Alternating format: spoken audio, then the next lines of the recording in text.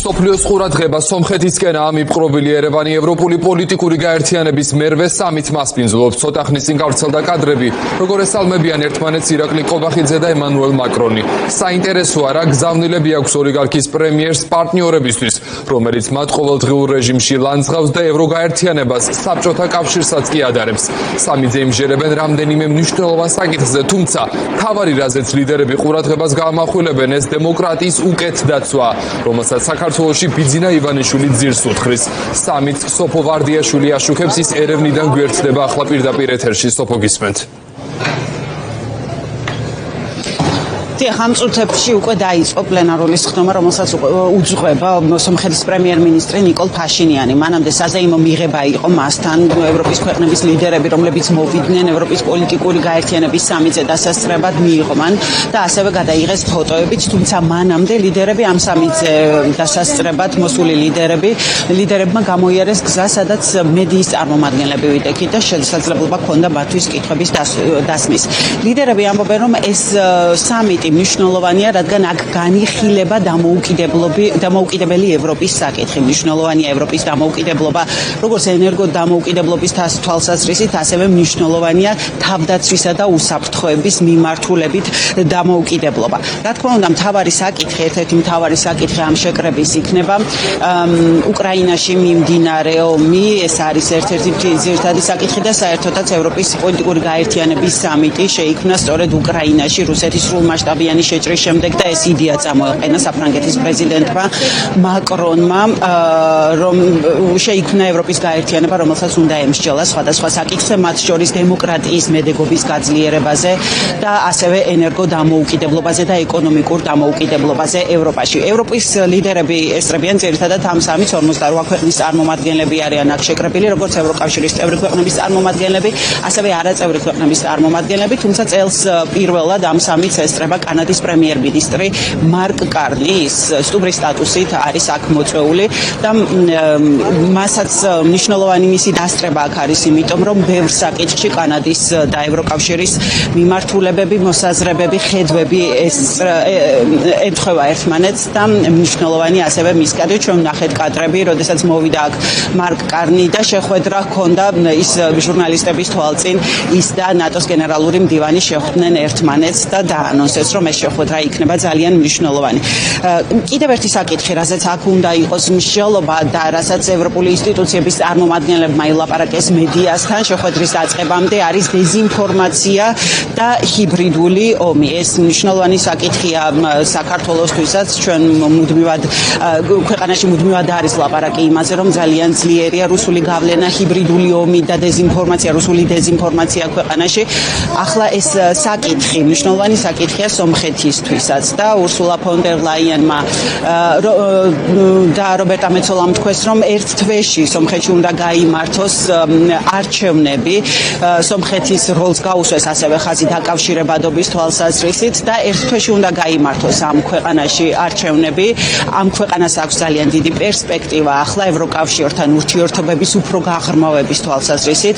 სომხეთში არჩევანი მოსახლეობამ დამოუკიდებლად უნდა მიიღოს და ხაზგასმით აღნიშნეს ის, რომ ახლა მას სომხეთის მოსახლეობას აქვს შესაძლებლობა, რომ თვითონ გადაწყვიტოს ევროკავშირისკენ სვლა უნდა თუ არა.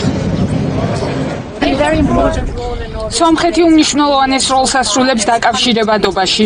დაკავშირებადობა გადამწყვეტია ჩვენთვის, რადგან მნიშვნელოვანია ჩვენი მომარაგების ჯაჭვისთვის და სომხეთი სამხრეთ კავკასიასა და შუა აზიასთან დაკავშირებადობაში მნიშვნელოვან როლს ასრულებს. ეს არის ევროპული გაერთიანების შეხვედრა. შეერთებული შტატები მისი წევრი არ არის, მაგრამ გლობალური ურთიერთობები განხილული იქნება. როგორც იცით, ამერიკის მხრიდან იყო იმედგაცრუება ახლო აღმოსავლეთზე რეაგირებასთან დაკავშირებით. ევროპის ლიდერებმა მათი გზავნილები მოისმინეს. ჩვენ ვილაპარაკებთ სხვადასხვა ლიდერთან. მეორე საკითხია ჩვენი გზა ევროკავშირისკენ. ძალიან მნიშვნელოვანია, რომ 90 მილიარდის სესხი განიბლოკა. განვიხილავთ, როდის გვექნება ეს პაკეტები, რომ დავიცვათ ჩვენი ხალხი. ასე რომ ბევრი საკითხია განსახილველი. We will discuss about fighting ჩვენ განვიხილავთ დეზინფორმაციასთან და ჰიბრიდულ საფრთხეებთან ბრძოლას. ეს უკვე აღარ არის შორეული საფრთხეები. ჩვენ განსაკუთრებით ევროპარლამენტი ერთგულია იმუშაოს აქტორებთან, რათა დავწმუნდეთ, რომ ეს საფრთხეები განადგურებულია, რადგან ისინი რეალურ საფრთხეს წარმოადგენენ დემოკრატიისთვის. ევროპის პოლიტიკური გაერთიანების სამიტზე არიან ქართული ოცნების წარმომადგენლებიც, ქართული ოცნების პრემიერ-მინისტრი ირაკლი კობახიძე და საგარეო საქმეთა მინისტრი მაკა ბოჭორიშვილი არიან აქ ერევანში ჩამოსული ამ სამიტზე დასასწრებად და როგორც კობახიძემ თქვა, ის სხვადასხვა საკითხზე მრგვალი მაგირის ფორმატშიც დაელაპარაკება ლიდერებს და ასევე გამოიყენებს ამ შესაძლებლობას ორმხრივი შეხვედრებისთვის. ჯერ რა იქნება ეს შეხვედრები ჩვენ არ ვიცით, მას ჰქონდა ძალიან მცირე კომუნიკაცია საფრანგეთის პრეზიდენტმა, რაზე ისაუბრეს მათ ამ კომუნიკაციის დროს ასევე არ ვიცით, თუმცა ჩვენ ბოლო პერიოდში ძალიან ხშირად გვესმის კრიტიკა, როგორც დასავლელი პოლიტიკოსებისა თუ საერთაშორისო ორგანიზაციების, ევროკავშირის საერთაშორისო ინსტიტუციების წარმომადგენლების მხრიდან, ასევე ძალიან ძლიერი დეზინფორმაციული კამპანია ვნახეთ ჩვენ ევროკავშირის ელჩების წინააღმდეგ საქართველოში. ქართული ოცნების წარმომადგენლები, მოკლედ როგორც გითხარით, აქ არიან, მაგრამ ჩვენ ასევე ვიკითხეთ აზრი სხვადასხვა ქვეყნის ლიდერებთან საქართველოში განვითარებულ პროცესებთან დაკავშირებით და ძირითადი აზრი აქ არის ის, რომ ძალიან იმედის გამაცრუებელია ევროპელი ლიდერებისთვის ის, რაც ახლა ხდება საქართველოში, ის, რომ ქართული ოცნების პოლიტიკის გამო ქვეყანამ გადაუხვია ევროკავშირის პრინციპებს, ევროკავშირისკენ მიმავალ გზას და დემოკრატიული განვითარების გზას, თუმცა კიდევ ერთი მთავარი, რასაც ისინი აღნიშნავენ, არის ის, რომ ქართული ოცნების ხელშია, თუ ის გადაწყვეტს, რომ ეს კურსი შემოაბრუნოს, მას ამისი გაკეთება შეუძლია. საქართველოსა და ევროპის ურთიერთობებს რაც შეეხება გეოგრაფიას თუ დავაკვირდებით, დავინახავთ, რომელი ქვეყნები არიან აქ. ასე რომ, რა თქმა უნდა, მიმდინარეობს დისკუსიები, რა შეგვიძლია გავაკეთოთ ამ მხრივ, რათა შევძლოთ შუა დერეფნის დაკავშირებადობის საკითხში წინსვლა. ჩვენ გვაქვს გარკვეული საკითხები საქართველოსთან დაკავშირებით, იმის გათვალისწინებით, რომ მთავრობა რეალურად არ დგამს ნაბიჯებს მაშინ, როდესაც აცხადებენ, რომ სურთ ევროკავშირში გაწევრიანება. ხედავთ, რომ ისინი არასწორი მიმართულებით დგამენ ნაბიჯებს, ასევე ეს გვაძლევს შეზღუდვებს, მაგალითად დაფინანსების გამოყოფასთან დაკავშირებით. ხორვატიასა და საქართველოს წლების განმავლობაში ძალიან კარგი თანამშრომლობა აქვთ.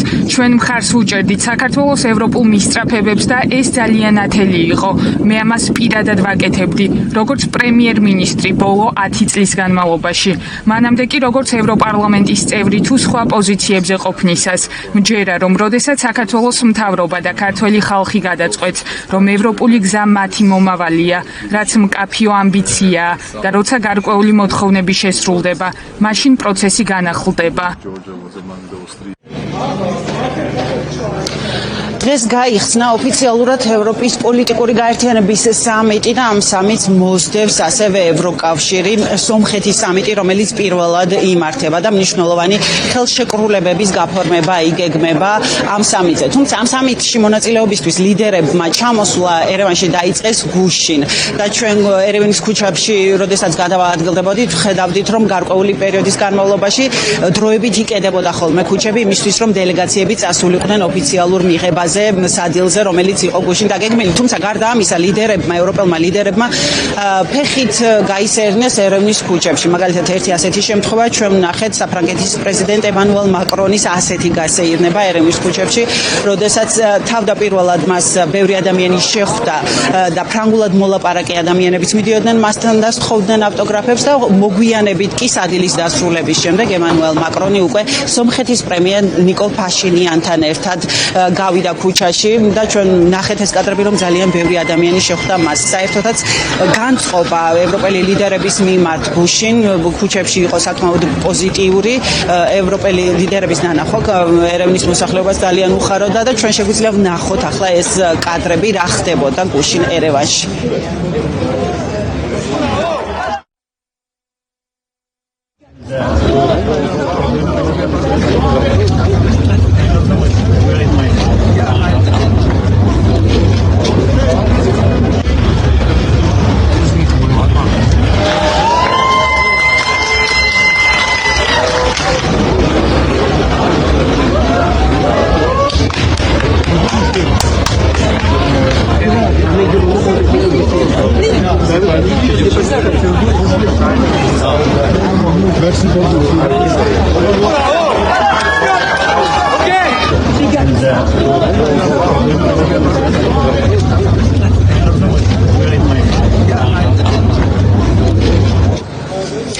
მოკლედ ახლა დაიწყო უკვე ოფიციალურად გაიხსნა პლენარული სხდომა ევროპის პოლიტიკური გაერთიანების სამიტზე, როგორც უკვე გითხარით, სულ ცოტა ხნის წინ სომხეთის პრემიერ-მინისტრი ნიკოლ ფაშინიანი გამოდიოდა, სიტყვით მან გაახსნა ეს სესია, ძალიან დატვირთულია დღის წესრიგი, მთელი დღის განმავლობაში ექნებათ მრგვალი მაგიდის გარშემო მსჯელობა ლიდერებს დღის წესრიგის მთავარ საკითხებზე, გარდა ამისა დღის განმავლობაში დაგეგმილია სხვა და სხვა ორმხრივი შეხვედრები, ჩვენ ამ შეხვედრების გარეშე ამ შეხვედრების შესახებ მოგვიანებით მთელი დღის განმავლობაში მოგაწვდით ინფორმაციას.